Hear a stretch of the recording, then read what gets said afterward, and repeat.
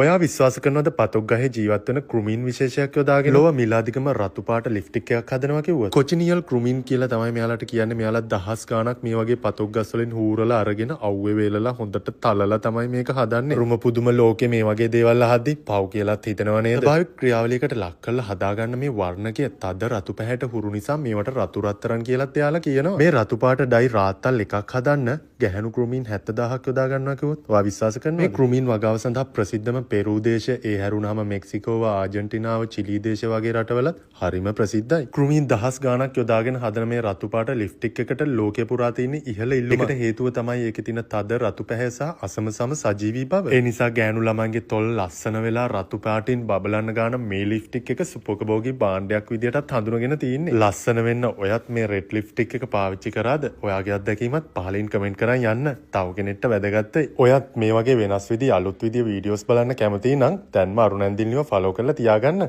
ආදරෙයි.